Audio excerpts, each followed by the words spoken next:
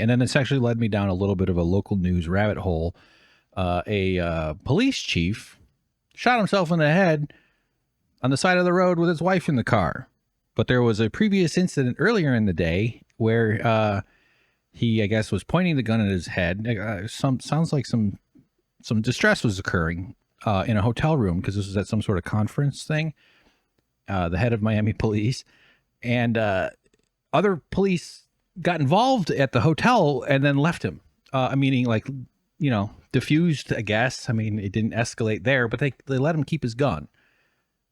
And then it winds up with him shooting himself in the head later that day. So here's the headline. This is The Guardian. Head of Miami police shoots himself on busy highway after domestic dispute. Alfredo Freddy Ramirez in critical condition, but stable condition after shooting following earlier altercation attended by Tampa officers. The head of Florida's largest police department was in critical condition at one of the state's hospitals on Monday after shooting himself on a busy interstate following a domestic dispute. Alfredo Freddy Ramirez, director of the Miami-Dade Police Department, and his wife Jody had earlier been asked to leave the JW Marriott Hotel in Tampa's downtown, where he was attending a Sheriff's Association conference, a convention of America's peace officers, we like to call them. According to the Tampa Police Department, officers were called to the hotel to investigate a report of a couple arguing and a man pointing a gun at himself. Not a good situation.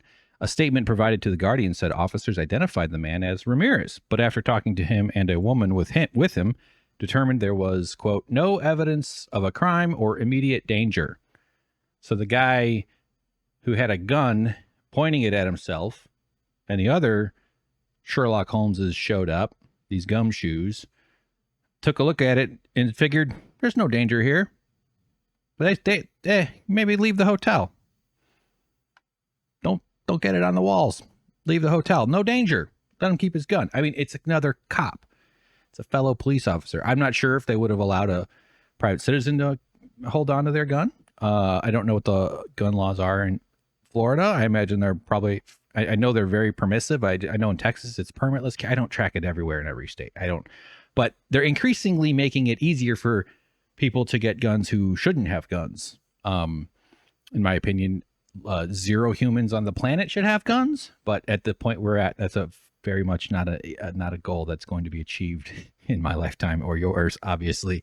My whole thing with guns comes down to I want to create conditions in society in which the feeling of owning a gun or having a weapon stops being logical. There's no longer as logical as it currently seems to be. And I'm not saying it actually is logical. If you include a weapon in a situation, you increase the danger of that situation. You're just adding to the risk factor. And people are more likely to injure themselves or hurt someone they know, or the gun gets found by, those kinds of incidences increase the danger of guns. Because there is a fundamental logic of violence that if someone else is going to be violent, you have to be able to match their level of violence in order to feel safe.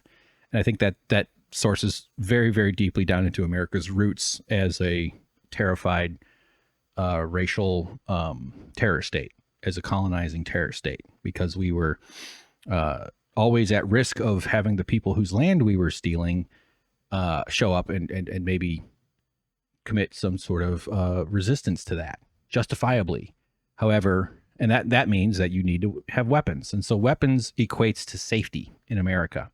The Second Amendment, the Bill of Rights in general, I guess, this is probably, I'm sure you could pick this apart. I'm not a scholar on the topic, but it's basically a list of how to solve problems, if you think about it. So the first problems that we're good with is speech. We should try to talk it out first. Freedom of speech is in the First Amendment. I think religion is as well, right? Freedom of the press. So daylight, freedom to worship whatever you want. I am definitely for a government not telling people what they should believe or shouldn't believe. We should persuade people out of absurdities like religion, but also, okay, fine. If you need that shit for your whatever, it's fine. We all have to stick to some kind of narrative that helps us get through this strange thing we call being alive. But then the very next amendment is the one that says that violence is a way to solve problems. And in some ways, that's not untrue. If I have to fight somebody, I would rather be the one who's able to commit more violence than they are. And if I were to live in certain areas, or meaning like if I were to live by myself somewhere out in the wilderness, I think having a gun might make me feel safer, even knowing that statistically I'm probably more likely to hurt myself with it, which is where that kind of like, well, it's you hurt yourself, it's your fault, it's your individual. And I think I would be fairly safe with it, other than the fact that I've been suicidal in the past, and I actually don't think it'd be a good idea for a person like myself to have a gun around. But I get it. I get the logic. I think that's part, like the whole deal of like, well, you would want to get rid of every gun. You're going to take people's guns, and like, no, it's there's 400 million guns in America. It's out of the bag. I didn't really actually intend to ramble about guns here, but well, I guess I kind of did. That's what the story's about. So over time, though, like the only hope in my assessment for reducing the gun violence in this country, first of all, we should be passing very much more stricter laws about who's allowed to have guns. It's absolutely insane that we allow this, the school shootings, the mass shootings, all that fear, by the way, very profitable. All that stuff is all stress dividends that pay off for the bosses. If the more you're scared, the more the less likely, the more you have to cope with those feelings of stress, the less you are able to live up to your potential, which means you're less likely to be a person who stands up to your boss.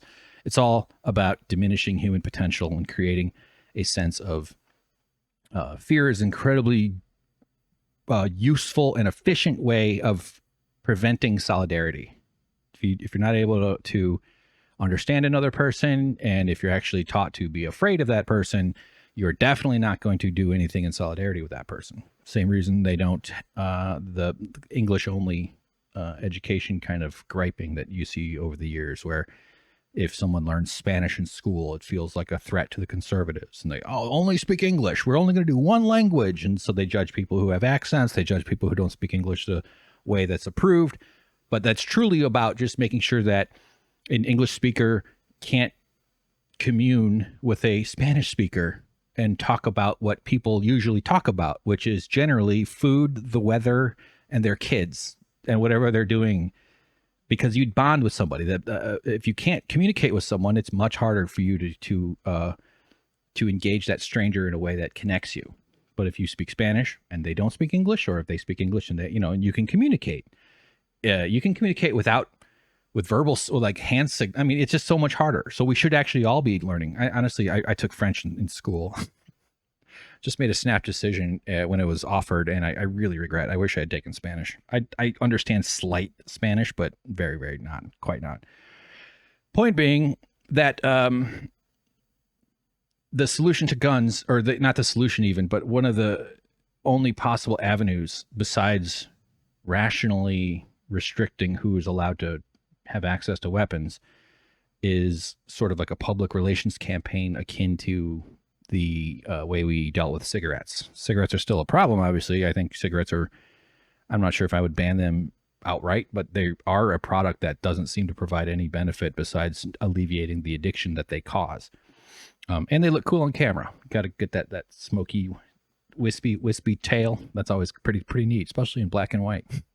So, but over time, Americans have become less accepting of smoke, of cigarettes. It's I think mainly the reason it works is because it's really disruptive to other people. You're actually bothering. It's just gross. It stinks. Planes, people were smoking on. I mean, they really got everybody hooked on this shit. And actually, part of the public relations and mass media. If you watch the Adam Curtis documentary series, Century of the Self, one of the first things they did with Edward Bernays, the nephew of Sigmund Freud, who was sort of the godfather of public relations and mass media and mass marketing and mass manipulation, was they weren't really selling cigarettes to women. They hadn't really opened that market. And he realized, well, there's all these people, they have human brains and nervous systems that we can get them addicted to. And so he staged this event where he got basically influencers, attractive, young, upstanding women, to show up at some kind of thing where he knew there was going to be a bunch of press, or he arranged for all the press to be there, and had them smoking. And then that's what gave birth to women becoming addicted to smoking. And it really reached, I don't know when the pinnacle was, but it's tapered down. Cigarette machines used to be available everywhere. We could probably save a lot of lives if we had more strict like labeling laws like they do in some countries, where they put like the cancer-ridden photos of your like rotten out gums and rotten out mouth and all these terrible things on the packaging. That's a way to reduce stuff.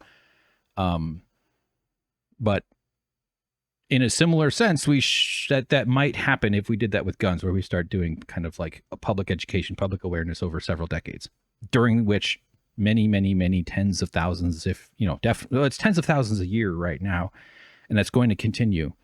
But we could probably save a lot of lives doing even that. It would never get us there, because it comes down to the number. Like, what's your number? What number of gun deaths are you okay with? My number is 0. How do we get there? And but also realistically, it's never going to happen where we just confiscate weapons and take people's guns. You do aggressive buyback programs. I mean, it is a thing that can be done. And I think too, for sport shooting and for hunting, I grew up doing like I wouldn't say grew up, but I mean, my dad's a hunter. He gave me a shotgun for Christmas when I was 13 years old, and I grew up shooting guns. Like, you know, we weren't like crazy about it, other than giving Christmas presents to 13-year-olds. Not that he let me like keep it in my room, obviously, but I did a lot of skeet shooting, which is fun. So like, guns are fun to shoot. They, you know, there's a very emotional component to owning a gun, to having a gun around. It's like if you. The logic I'm referring to, and I say I want to make it less logical to want a gun, is that it's a feeling of safety. And if you're going to suggest the idea that you give up that feeling, you have to replace that feeling with other safety sources. And this is sort of the socialist concept in my assessment, is that you need to be able to. So how do you get people to feel safe around people they don't know? You have to have trust. You have to have an inherent trust. And the only way I think that you can trust someone is if you know something about them. And what we in America do is we assume the worst about others. We are conditioned and taught to be fearful and to have suspicions about others, to stay out of each other's way, to respect other people too. I'm not saying it's all just one thing. But one way you could build trust is if you have a common story. And I'm going wildly off on this story here. I'm not even close to the article, but you need, if you see a stranger and you want to know that stranger is not going to do anything to you, even if they seem dressed in a way that feels uncomfortable or something, but if you know that their childhood was safe, if you knew that they had access to doctors and medical care whenever they needed it, which means usually in a more developed version of that, people get preventative medicine, people catch their illnesses way earlier.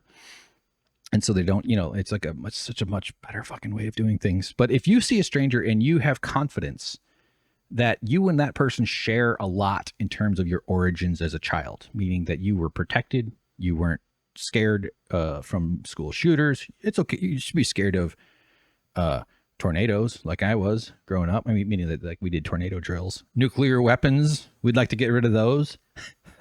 Let's work on that too. Public relations campaigns, they should put like a picture on the packaging that it comes in, you know, that would work.